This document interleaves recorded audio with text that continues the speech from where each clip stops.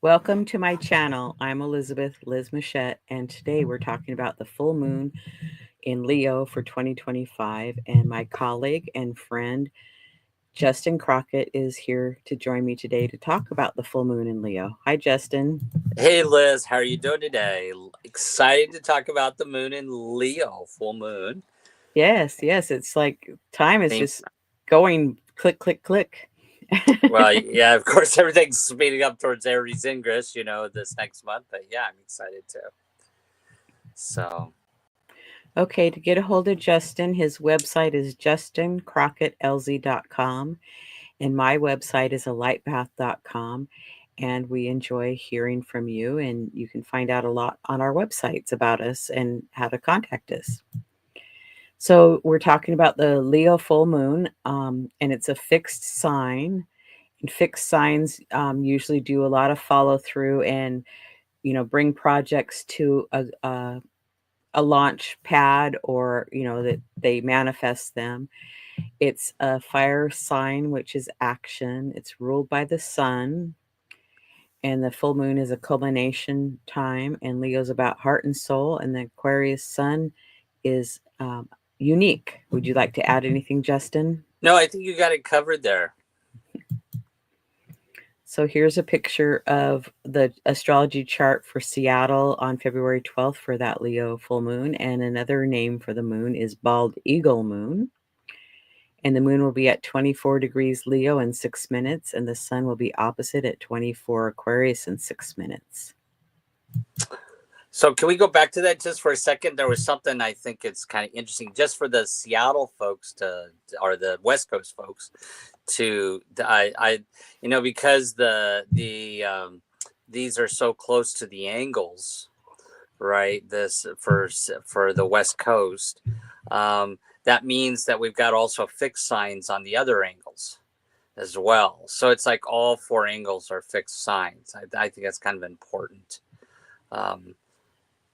Right. So work on those projects, bring, things to, if you've had an idea, maybe now's the time to work on it to bring it to the next level. Yeah. Yeah. So for this particular sun and moon, we always look at, of course, the lunar mansions. And from a Jyotish perspective, Hindu astrology perspective, we look at the Nakshatras, that's the lunar mansions. And so the first one we look at is the sun. And what I find, Liz, about these two, I always notice how there's similarity in themes between the Nakshatras, lunar mansions, and the Sabian symbols. And I think we see that again today. So with the sun, it's in a nakshatra or lunar mansion called Dhanishta. It's in the second pada, and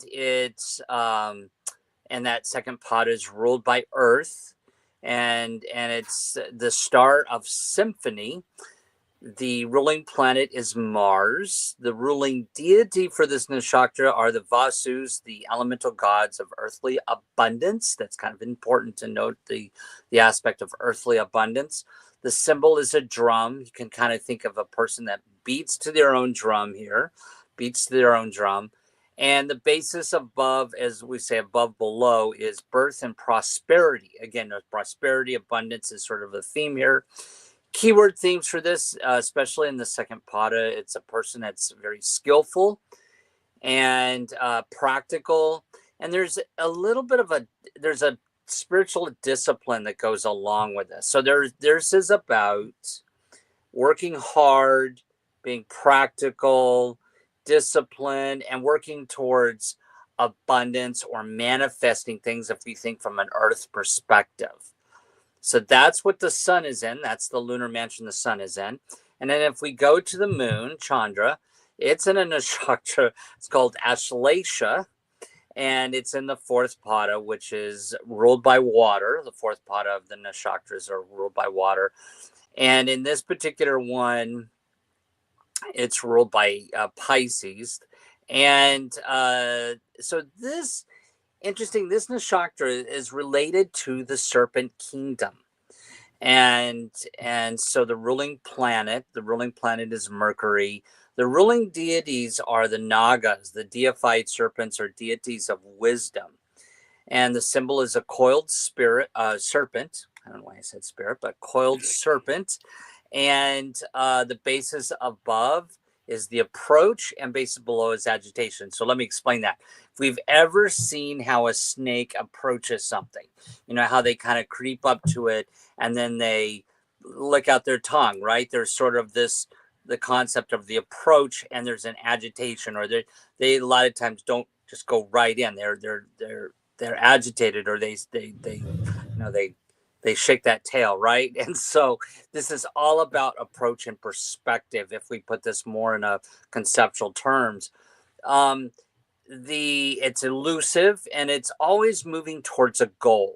And so it's about perspective and moving towards a goal. A lot of times we say in Jyotish or Hindu astrology, this kind of gets a little bit of a bad rap, is a person that uses other people, but it's just a person that knows the right people for the right job, works with them, and then they're done and moves on to a next project. And so it's more about the goal, moving towards a goal. So we saw the sun was about abundance, manifesting, and prosperity. And here we have the concept of goal and moving towards a goal and its perspective. And there's a spiritual thing along with this.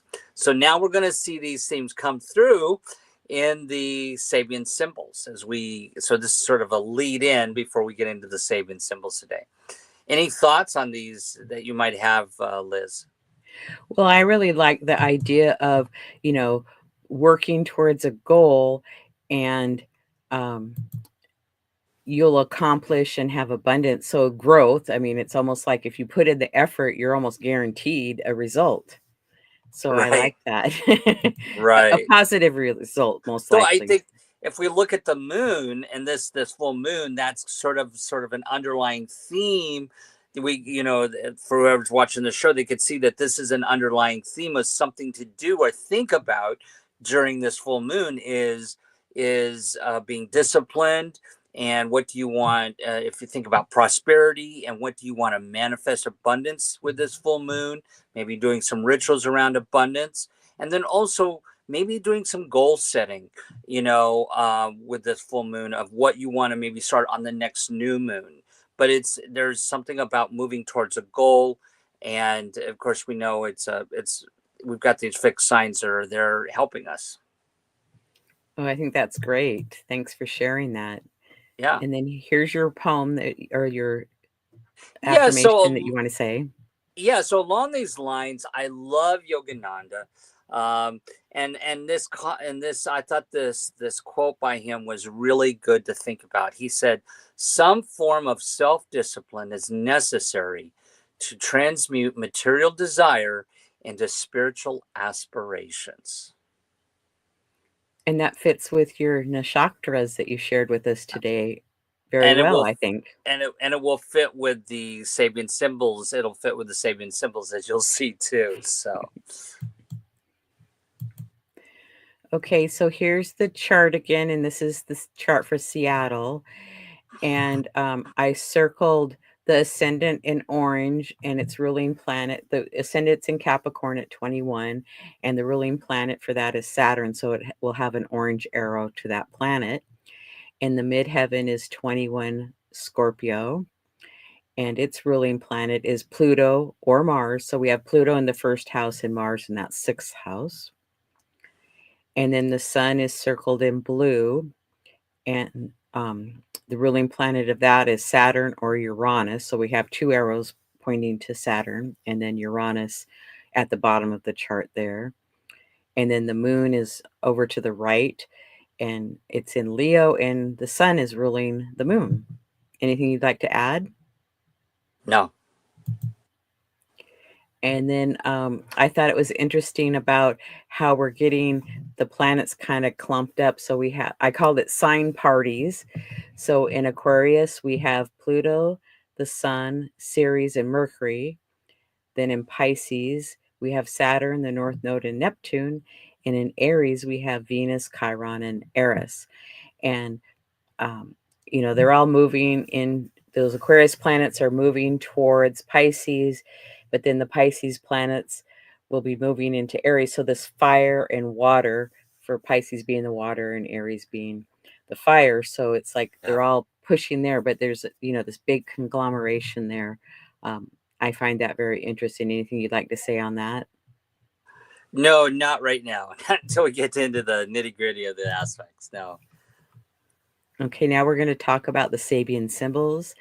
And spiritualist medium Elzie Wheeler channeled them in 1925 with the assistance of Mark Edmonds Jones. And so we're going to start with the Sabian symbol for the ascendant, and we'll cover 3 degrees. So I call it the leading up to, the now, and next. Kind of like the past, present, and future, but Yeah. I like to say leading up to, and the now, and next. So I, would you like I to like start? I like how you say that. Definitely. So you want me to start? Yes, please. Okay. So for the ascendant, we're looking at this as Capricorn. And the Capricorn 20 degrees leading up to is a hidden choir is singing during a religious service. The keynote here is the fulfillment of the individual's creative function through their participation in group performance consecrated to a transcendent realization of unity. And so the key word here is plenitude. And then Capricorn 21 is a relay race. And the keynote is the value of competition in developing group consciousness. And the key phrase is dynamic interchange. And then where it's leading up to is Capricorn, 22 degrees. By accepting defeat gracefully, a general reveals nobility of character. The keynote here is the realization that one may grow through defeat as well as, and perhaps more than, through success. And the key word here is inner strength. So, what do you think about these 3 together? Kind of the overarching theme of this ascendant for the full moon. Well, I'd say listen to the music, listen to the sounds, listen to your environment. And then, like, because there's like this interplay with nature and us, and maybe do some meditation, and you'll realize your inner strength. Yeah, I like that. And just to piggyback on that, when I'm looking at these, I'm seeing it's all about participating here. The first one's participating in a hidden choir, then the second one's about participating in a relay race, and then it's there's an outcome here that's about learning a lesson, right? And so I that's what I get out of these. It's really about how we have to be engaged, and no matter what the outcome is. Well, and in that last one, it talks about a general reveals nobility of character. So that's, in community or in group. It's, not just a solo person doing it. So they Right. all relate to that group. Okay, so we're going to go to the midheaven at 21 Scorpio. So Scorpio 20, leading up to, a woman draws away 2 dark curtains, closing the entrance to a sacred pathway. And the keynote is the revelation to the human consciousness of what lies beyond dualistic knowledge. Plunge ahead into the unknown. And Scorpio 21 degrees, obeying his consciousness, is conscious. A soldier resists orders. The keynote is a readiness to face the results of a refusal to follow the authoritarian patterns of an aggressive society. And so, keyword here is inner freedom or proving himself as an individual. And in Scorpio 22 is hunters shooting wild ducks. And the keynote is the socially accepted release of an individual's or group aggressive instincts. And the key phrase is socialization of instincts. Would you like to sum those up, please? Well, for me, it's kind of again how a person is responding emotionally to certain things here. That one about the hunters shooting wild ducks always is about, to me, about how we raise our instincts to a higher level, right? And inner freedom, of course, on the obeying how they want to obey their conscience or follow their inner truth. And again, there's an action here that's about trusting one's own self here and working at the more healthy emotions, I think. Well, and just moving forward, and you don't need to know what the outcome is. You can have a goal, but maybe don't make it like set in stone, and be flexible to move around it, because you might get something way better than what you even set out to accomplish. Right. Okay, and then the Sabian symbol for the sun is 24 Aquarius, and you can start on this one. Sure. So the Aquarius 23 degrees, a big bear sitting down and waving all of its paws. The keynote here is the self-discipline. There we see that word self-discipline that Yogananda talked about. The self-discipline which results from intelligent development of individual faculties under proper training, discipleship. In Aquarius 24, a man having overcome his passions teaches deep wisdom in terms of his experience. The keynote is the constructive use to which difficult past experiences can be put as example for those who are still striving to overcome their passions. Communicability. And then Aquarius 25, a butterfly with the right wing more perfectly formed. The keynote here is the capacity to develop the rational and fully conscious aspect of the mind ahead of normal evolution. And the key phrase here is transmutation of emotional energies. So would you like to sum this one up?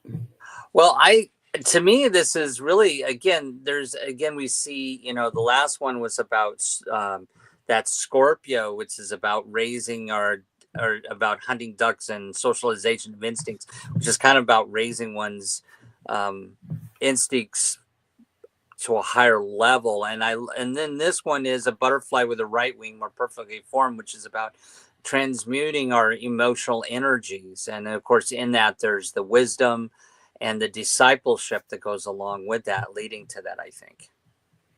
That's great. I agree with that. And then we have the Sabian symbol for the moon, 24 Leo. You can start with this one. Sure, Leo, 23 degrees. In a circus, the bareback rider displays her dangerous skill. The keynote here is the audacity and perseverance required to control and play with the powerful energies of the vital realm in human existence. Keyword here is virtuosity. And then Leo 24, totally concentrated upon inner spiritual attainment, a man is sitting in a state of complete neglect of bodily appearance and cleanliness. The keynote is an interior focalization of energy and consciousness at the expense of all forms of outward activity and care. And the key phrase is total concentration. And then Leo 25, where this is moving to for this Leo moon, a large camel is seen crossing a vast and forbidding desert. Keynote here is self-sufficiency in the face of a long and exhausting adventure. And so then we've got self-reliance.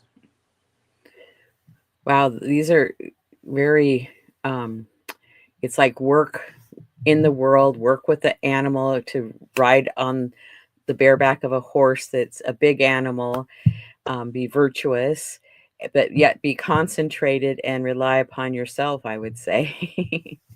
Well, yeah, and you remember that the one talked about trusting the soldier obeys their conscience. So that's really about obeying one's inner values and inner self. And again, we see it sort of an individualism here about total concentration, self-sufficiency, and virtuosity, So I agree. Okay, and then we have a couple of out of bounds planets this month, and out of bounds planets are when a planet exceeds the declination of 23 degrees and 27 minutes north or south. Out of bounds planets are out of the bounds of the sun, and I like to look at them as a 2-year-old kicking up its heels and acting out of character. And so this month we have the moon out of bounds from February 6th through the 10th and the 21st through the 25th. and Mars has been out of bounds since January and will continue to be out of bounds until April 7th. And here's the chart again for the Leo full moon on February 12th. And here's some aspects to that moon, so you can go ahead and jump in, Justin. Well, I know you and I talked about this before, and I think the important thing here, as far as the squares here, is this. First of all, the opposition between Uranus and Juno, and so that just tells me this is a time of change of relationships and tension in relationships with the square. And so this full moon could be culminating towards something in our relationship. So if a person's dealing with a difficult relationship, this full moon could be a culminating feature of something coming to a head. But it does raise the question about how we are dealing with our relationships and trusting our inner guidance, back to those Sabian symbols, and being disciplined and trying to manifest something that's prosperous out of our relationships.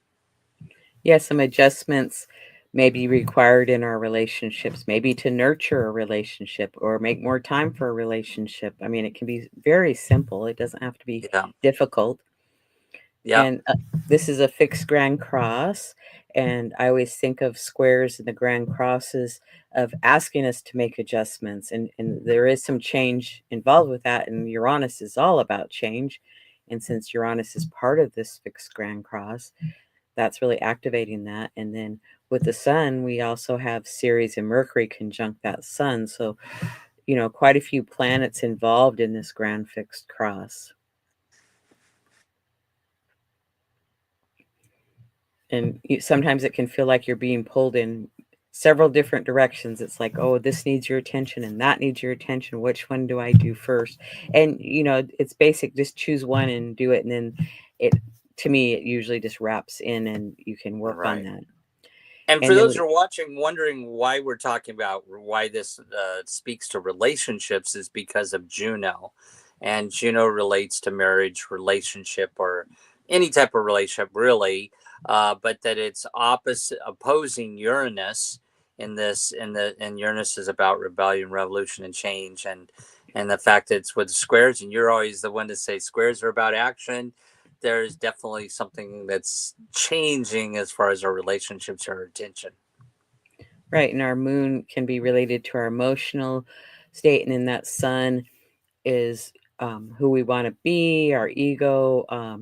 It's lighting things up. And then Ceres about nurturing, and Mercury's about communication. So, it could be communicating in your relationship a little bit more. Yeah. And then that moon is trine to Chiron. And Chiron's in Aries. So what would you say about that moon Chiron trine? Well, I think it's a good flow of energy from for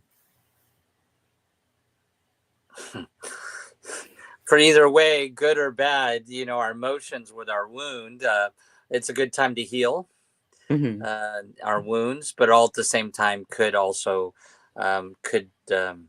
magnify them, a little bit larger than life. They're a little bit with moon trine and Leo trining that Aries.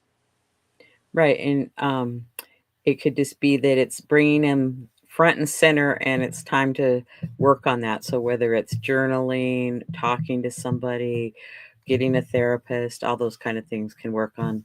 And it could be, just healing your inner child, so to speak, of things that happened when you were a child. And, now you're an adult, you can maybe look at it with fresh eyes.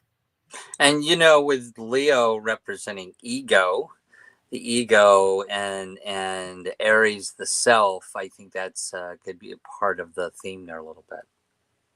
So an opportunity to work on ourselves, perhaps. Yeah. Okay, and here's some other aspects in this full moon chart. We have a grand water trine with Vesta in Scorpio, which is home and hearth, Mars in Cancer, and Saturn in Pisces. And trines oftentimes are a flow of energy. It's like it can be for good, or it can be for neutral, or it can be that we're stuck. Uh, Yeah, so for negative. right. So it can go any of the ways, but um, maybe you're working on making improvements to your house, or just cleaning up some things, because Vesta, it's the hearth and home on a certain level. um, it's like I've already started a little bit of spring cleaning because I've been snowed in, so it's like, well, I'll just jump on the projects that I can do a little bit at a time. And then Saturn is having that discipline to do them. Would you like to add anything to the water trine? Yeah, I think, to me, this couple things jump out to me about this water trine is of course, first of all, just on its face, an aspect between Mars and Saturn is always something to really pay attention to, because that's not just one of your normal run of the day aspects. This is dynamic between Mars and Saturn, and I think that because Mars is retrograding, there's this can be, I just was talking to somebody the other day, was talking about up and down emotions, right? And chaos of emotions here with Mars that's retrograding in Cancer. And then of course you said the hearth and home, so that's a little bit of the collective going on there. Vesta can have a little bit of a Vesta can have a little bit of a Neptunian feel to the collective a little bit. So this means, our emotions can be a little bit up and down, wavy right now, and questioning what direction we're emotionally going in the collective with Vesta there. And Saturn comes in and says, no, I'm going to make it a little bit more difficult for you. Yeah, we're going to have this easy flow of energy, but you're going to have to deal with some issues that may emotionally bringing some limitations there. So, back to the relationships, this is a good time to work on emotions and relationships and work through any blockages. I think emotional blockages. Well, and um, Mars and Saturn, I often look at them as Mars is the gas pedal and Saturn is the brake. It's like, wait, we want to contain this. And Mars is like, no, let's just go for it. Right, right, exactly. When they get together, they're dynamic. Right. And then we have a talent trine, or a mini grand trine, that's between Juno, trine Neptune, and then there's sextile to Pallas Athena. And Neptune's is our visions and dreams, and it can be illusions. And then Pallas Athena is about our wisdom and our strategy. So they're working together. And of course, it still involves relationships. So, maybe come up with um, a new vision or dream around how your relationships can be, and use, your wisdom to make wise choices. Would you like to add anything to that, Justin? No, I think you got that covered. I agree with you. Okay, so we're going to take a look at the lunar phase family, or gestation period. And it's the 4 quarters, like we have the moon phases. So the new is beginning, first quarter is adjustments, the full phase is a realization, and hoping that that goal, or what you've come up with a new product, you've launched it by then and maybe even gotten some results. And then third quarter is a reevaluation and continue or finish up. So we're in the lunar phase family at this full moon that's in yellow, February 13th, and I think that should be February 12th. So this phase started, and the new phase started on August 18th of 2023. So if you journal, or you have a really good memory of what was going on maybe around that time, of if you started something, you initiated something, now you're in the full phase of that. So each phase is about 9 months long. And so now you're at that full phase where it should be, the full moon or full phase where it should be illuminated or brought to the public, possibly. And can I just add how I think this is one of the best things to how to work with the moon, this whole lunar phase thing. I think this is a really great thing for people to really make note of. is if you're really into working with the moon, that this whole thing that you've described here is very important. Well, and like when we have new moon, full moon to the next new moon, that's 1 month to accomplish something, and sometimes that's not enough time. Sometimes um, you need several months. So I do the yearly um, lunar phase for the yearly, but then, this one takes 3 years to complete. So that's kind of more like if you were going to start a business, you do the research, you get a business license, and so you start doing the research, or do you want to do it with somebody? So it's like there's these 3 different phases. Yes, you can accomplish a lot in one moon phase, but you can accomplish a whole lot more in the yearly one or the lunar phase family, which is 3 years. Mm-hmm. So the yearly lunar phase began on August 4th of 2024 at 12 degrees Leo, and now we're at the full phase. So you can look back to what was going on in August of last year to now and see, was there something that you started then, and how is it going, and how's it growing? Do you even want to continue it? Maybe you're like, oh, that was a great idea, but I'll shelve it for another project, or no, I'm not really that interested in it. Hmm. So we have another quote here. Courage is essential in the pursuit of your creative dreams, by Julia Cameron. So, any summation or for people to take away for this full moon that we already haven't said, or that you want to just give them a Well, I couple think key this is a notes? great manifesting moon. I think this is a great manifesting moon. This is a good time to focus on goals.